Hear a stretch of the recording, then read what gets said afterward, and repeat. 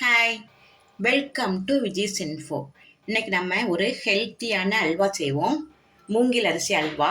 மூங்கில் அரிசியை நல்லா நம்ம 1 மணி நேரம் நல்லா நைட்டு ஃபுல்லாக ஊற வச்சுட்டு காலையில் அரைச்சிட்டு செஞ்சோம்னா செம்ம அல்வாவாக இருக்கும். கோதுமை அல்வா விட இது ரொம்ப நல்லா டேஸ்ட்டாகவும் இருக்கும். பார்க்கறதுக்கே பாருங்கள் எவ்வளோ அழகாக இருக்குது. இது நம்ம இப்போ எப்படி செய்யலான்னு பார்க்கலாம். இப்போ மூங்கில் அரிசியை நல்லா நைட்டு ஃபுல்லாக ஊற வச்சுருக்கேன். நல்லா ஊறிடுச்சு பாருங்கள். இதை இப்போ நம்ம மிக்ஸி ஜாரில் போட்டு நல்லா நைஸாக அரைச்சிட்டு வந்துடலாம். அரைச்சிட்டு வந்தாச்சு. நல்லா பாருங்கள், இதில் ஒரு நல்லா 2 கிளாஸ் தண்ணி விட்டுக்கலாம். நல்லா அரைச்சிட்டு நல்லா தண்ணி விட்டுக்கலாம் 2 கிளாஸு. இதை இப்போ வடிகட்டிக்கலாம்.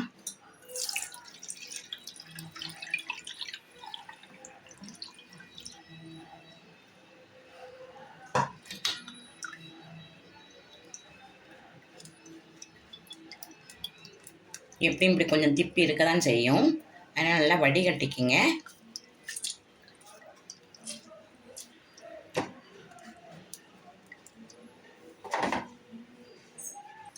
இப்போ நம்ம நல்லா அடிகனமான ஒரு கடாய் எடுத்திருக்கேன். அதில் நான் அரைச்சி வடிகட்டி வச்சுருக்கோம் இல்லையா, அதை அதில் விட்டுடலாம். உடனே கெட்டி ஆயிடும். அதனால் நல்லா கிளறிட்டே இருங்க. டக்குன்னு சிம்மில் வச்சுக்கலாம். அடுப்பை நல்லா சிம்மில் வச்சுக்கிட்டு நல்லா கிளறி கொடுத்துட்டே இருக்கலாம். ரொம்ப சிம்பிள் தான். நல்லா நைட்டு மட்டும் நம்ம ஊற வச்சிடணும். ஊற வச்சுட்டு அரைச்சிட்டு வடிகட்டிட்டு நல்லா டேஸ்ட்டான ஒரு அல்வா ரெடி பண்ணலாம். மூங்கில் அரிசி அல்வா. இது ரொம்ப டேஸ்ட்டாகவும் இருக்கும், நல்லா ஹெல்த்தியும் கூட. இது நான் இன்றைக்கி சர்க்கரை ஜீனி தான் போட போகிறேன்.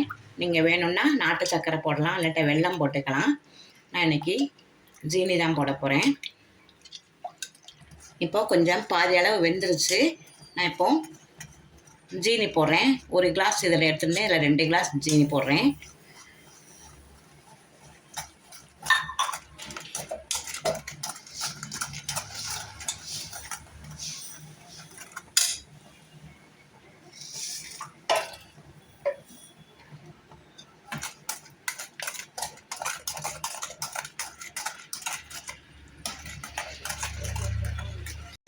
இதில் நான் கொஞ்சம் ஃபுட் கலர் சேர்த்துக்கிறேன். நீங்கள் சர்க்கரையை கேரமல் பண்ணி கூட சேர்த்துக்கலாம், நல்ல கலர் கிடைக்கும். நான் இப்போது ஃபுட் கலர் தான் சேர்த்துருக்கேன்.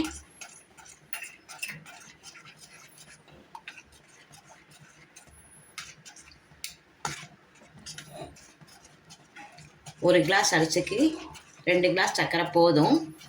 நீங்கள் விருப்பப்பட்டால் கூட ஒரு அரை கிளாஸ் கூட சேர்த்துக்குங்க. நமக்கு 2 கிளாஸ் சரியாக இருக்கும்.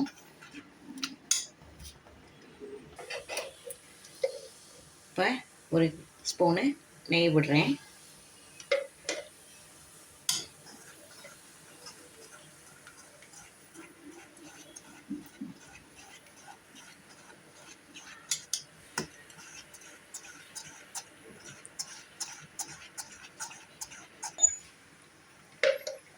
இந்த டைமில் 1 ஸ்பூனு நெய் விடலாம்.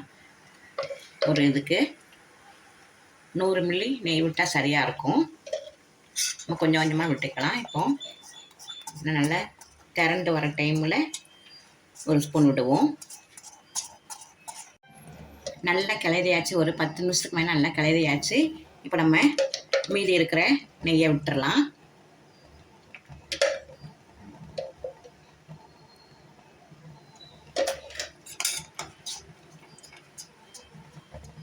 நல்லா இது சுருண்டு வந்துடும். சுருண்டு வந்தோடனே நம்ம இறக்கிடுவோம். நல்லா சுருண்டு வந்துருச்சு. இப்போ நான் ஏலக்காய் பொடி போடுறேன்.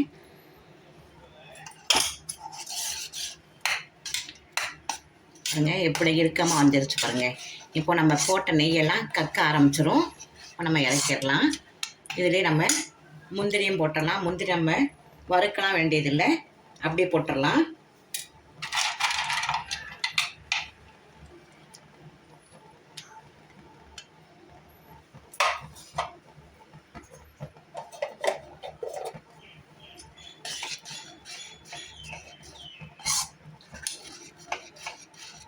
அவ்வளோதான். இப்போ 1 நிமிஷத்தில் ரெடி ஆயிரும். நம்ம இறக்கிடலாம். இதில் ஒரு துளி உப்பு போட்டுக்கலாம் கொஞ்சமாக. அப்போ தான் சுகர் நல்லா எடுத்து காட்டும், திகட்டாமல் இருக்கும் சாப்பிட்றப்ப.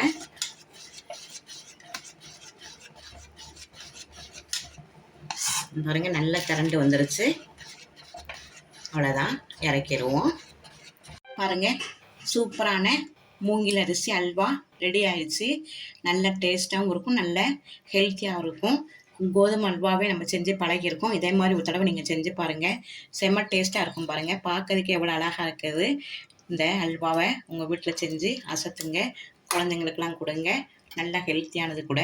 இந்த ரெசிபி உங்களுக்கு பிடிச்சிருந்ததுன்னா லைக் பண்ணுங்கள், ஷேர் பண்ணுங்கள், சப்ஸ்கிரைப் பண்ணுங்கள், பெல் ஐக்கானை தட்டி விடுங்க.